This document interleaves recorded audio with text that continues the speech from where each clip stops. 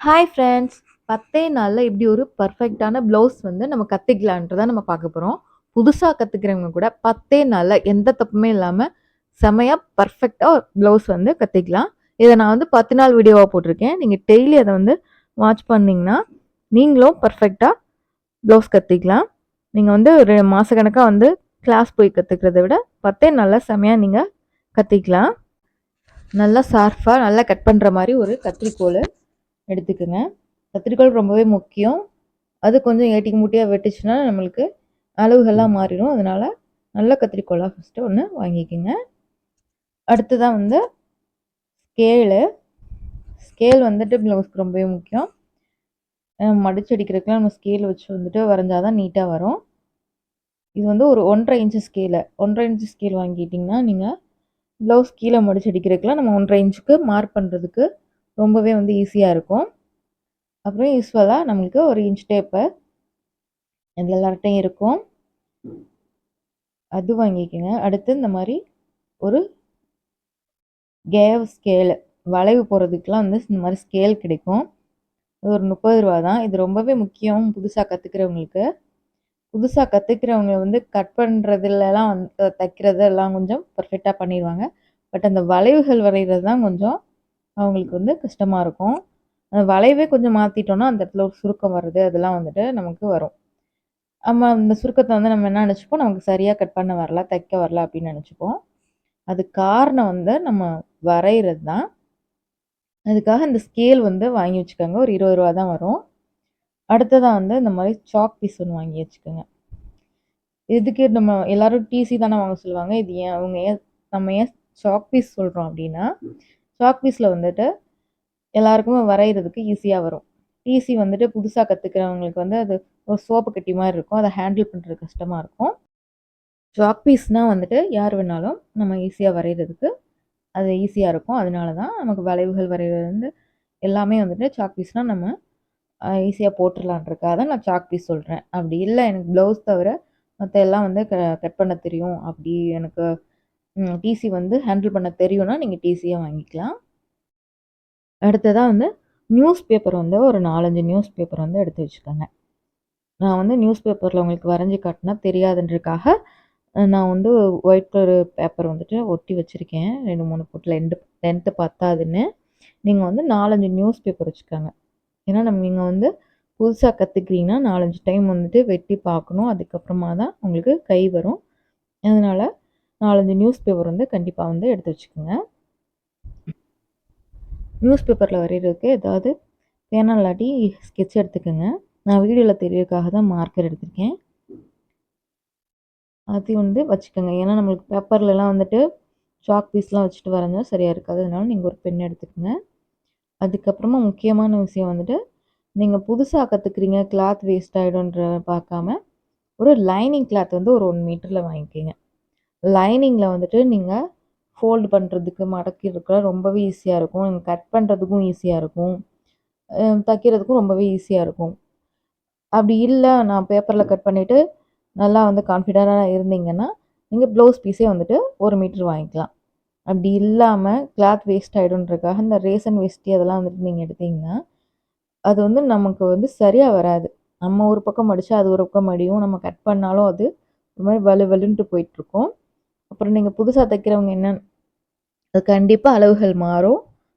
நீங்க அத தச்சு போட்டுட்டீங்கன்னா, உங்களுக்கு அது சாட்டிஸ்ஃபைடா இருக்காது. நம்ம ஏதோ தப்பு பண்ணிட்டோம் அந்த மாதிரி இருக்கும். நீங்க ஒரு ரூ. 40 போனாலும் பரவாயில்லன்னு சொல்லிட்டு, லைனிங் வாங்கிக்கங்க. அப்படி இல்ல உங்களுக்கு கான்ஃபிடென்ட்டா இருந்துச்சுன்னா, நீங்க ப்ளவுஸ் கிளாத்தே எடுத்துக்கங்க. எதுவா இருந்தாலும் 1 மீட்டர் எடுத்துக்கங்க.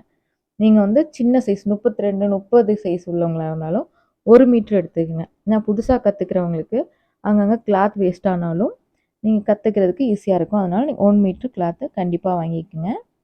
அதுக்கப்புறமா நீங்க புதுசா பழகுறீங்கன்னா, கண்டிப்பா அளவு ப்ளவுஸ்ல பழகுங்க. அதுக்கு உங்களுக்கு அளவான ஒரு ப்ளவுஸ எடுத்துட்டு, நீட்டா அயர்ன் பண்ணி வச்சுக்கோங்க சுருக்கம் இல்லாம. அப்பதான் உங்களுக்கு அளவுகள் மாறாது.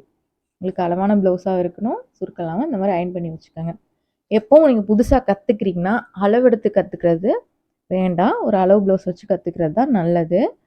ஏன்னா, நம்ம தைக்கிறவங்களே அளவெடுத்து தைக்கும்போது, லைட்டா அந்த டைட் ப்ராப்ளம், லூஸ் ப்ராப்ளம் வரும். மத்த எந்த ப்ராப்ளமும் வராது. அதனால தான் நீங்கள் புதுசாக கற்றுக்குறீங்கன்னா அலோ ப்ளவுஸ் வச்சு கற்றுக்கிறது ரொம்பவே நல்லது. அவ்வளோதான். இந்த பொருட்கள்லாம் வந்துட்டு நீங்கள் ஃபஸ்ட்டு வாங்கி வச்சுக்கோங்க. இன்றைக்கி நம்ம ஃபஸ்ட்டு கிளாஸில் என்ன பார்க்கலான்னா, நம்ம வந்து கிளாத்தை எந்த மாதிரி ஃபோல்டு பண்ணி போடலாம், எந்தெந்த ஏரியாவில் எந்தெந்த பார்ட் வந்து கட் பண்ணலாம் அப்படின்றது தான் இன்றைக்கி ஃபஸ்ட்டு கிளாஸில் பார்க்க போகிறோம். நீங்கள் ஒரு மாதிரி ஒன்று ஒன்றா பார்த்துட்டு அதை வந்து நல்லா ஒரு நாள் ஃபுல்லாக ட்ரைனிங் எடுத்துக்கோங்க. உங்களுக்கு எப்போல்லாம் ஒரு நாள் ஃப்ரீ டைம் கிடைக்குதோ அதெல்லாம் வந்து ட்ரைனிங் எடுத்துக்கோங்க. ஒரு நாளைக்கு 2 மணி நேரம் 3 மணி நேரம்னாலும் அந்த அன்றைக்கி நம்ம கிளாஸில் போடுறத வந்து ட்ரைனிங் எடுத்துக்கோங்க. அப்புறம் உங்களுக்கு கண்டிப்பாக 10 நாளில் நிஜமாக உண்மையிலே நீங்கள் வந்து கற்றுக்கலாம். கிளாத் இந்த மாதிரி தான் இருக்கும். சிங்கிள் கிளாத்து நம்ம 2ஆக ஃபோல்டு பண்ணிக்க போகிறோம் ஃபஸ்ட்டு. பாருங்கள், இந்த சைடு வந்துட்டு கட் பண்ணுற ஏரியா அதை வந்துட்டு இந்த மாதிரி பிடிச்சி மடிக்கக்கூடாது. நம்ம எப்படி மடிக்கலான்னா, இன்னொரு 2 சைடு வந்துட்டு பார்டர் மாதிரி வந்திருக்கும். அந்த பார்டரையும் ஆப்போசிட்டில் இருக்க பார்டரையும் சேமாக வச்சுட்டு தான் நம்ம மடிக்கணும். நம்ம 1 மீட்ரு கிளாத் எடுக்கும்போது உங்களுக்கு கட் பண்ணி கொடுப்பாங்க இல்லையா, அந்த சைடு வந்துட்டு உயரம் வந்து கம்மியாகவும் இந்த மாதிரி பார்டருக்கு ஏரியா வந்து நீளமாகவும் இருக்கும். இந்த மாதிரி நம்ம பார்டர் சைடை வந்து ஒன்றா வச்சு மடித்து போடும்போது உங்களுக்கு கட் பண்ணுறதுக்கு கரெக்டாக வரும். முன்பக்கம் பின்பக்கம் கை எல்லாமே வந்துட்டு இந்த ஸ்ட்ரைட்லேயே எடுத்துக்கலாம். நீங்கள் குறுக்கு வாக்கில் மடித்து போட்டிங்கன்னா 1க்கு 10 1 பத்தாமல் இருக்கும். இப்போ வந்து எந்தெந்த பார்ட்டை எங்கெங்கே கட் பண்ணலான்னு பார்க்கலாம். அதாவது கிளாத்தை 2ஆக ஃபோல்டு பண்ணி போட்டிருக்கேன். ஓப்பன் சைடு வந்து ஆப்போசிட்டில் இருக்குது, க்ளோஸ் சைடு வந்து நம்ம பக்கம் இருக்குது. இப்போ இந்த கீழ் பக்கம் வந்துட்டு ஒரு 16 இன்ச்சு, மேக்ஸிமம் வந்துட்டு பின்பக்கம் வந்துட்டு 14 இல்லாட்டி 15 வைப்பாங்க. நம்ம மடிச்சடிக்கலாம் சேர்த்துட்டு ஒரு 16 இன்ச்சு அளவுக்கு பாருங்கள். இந்த ஏரியா தான் வந்துட்டு நமக்கு பேக் சைடு வரும். இப்போ நான் வரைஞ்சி காட்டுறல, இந்த ஏரியா வந்து நம்மளுக்கு பேக் சைடு வரும். இதுக்கு ஸ்ட்ரெயிட் ஆப்போசிட் வந்துட்டு அந்த பக்கம் நமக்கு கை வரும். கை வந்துட்டு ஆஃப் கை வந்து நார்மல் ப்ளவுஸில் ஆஃப் கை வைப்பாங்க. 8 இன்ச்சு வரைக்கும் வந்து மேக்ஸிமம் வைக்கலாம். அப்படி இல்லை 3/4 வைக்கிறாங்க அப்படின்னாலும் உங்களுக்கு ஒரு 12 இன்ச் தான் வந்துட்டு தேவைப்படும். அதாவது 10 இன்ச்சு மடிச்சடிலாம் அடிக்கிறதுக்கு சேர்த்துட்டு நமக்கு 12 இன்ச்சு இந்த மாதிரி இந்த ஏரியா வந்து நமக்கு கை வெட்டுற ஏரியா.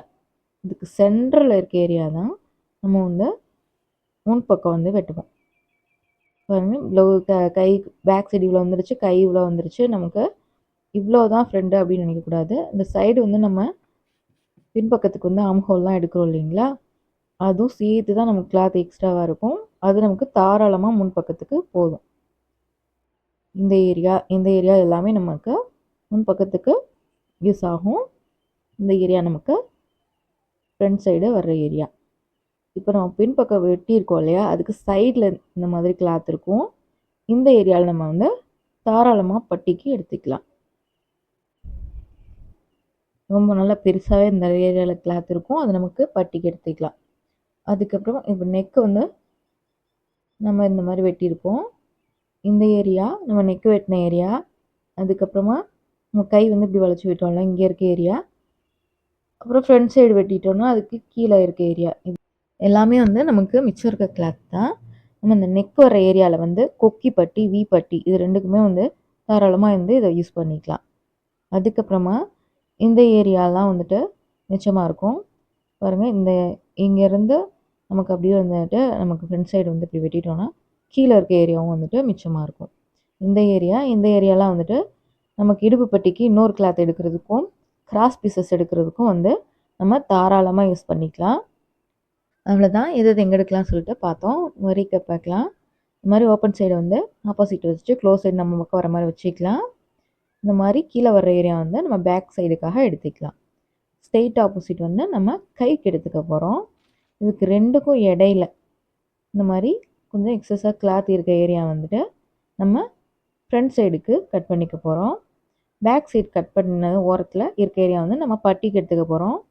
அதே மாதிரி நம்ம ஃப்ரண்ட் சைடு வெட்டினது கீழேயும் சைட்லேயும் இருக்க ஏரியா வந்துட்டு பட்டிக்கும் கிராஸ் பீசஸும் நெக்கில் இருக்க ஏரியா வந்துட்டு வி பட்டிக்கும்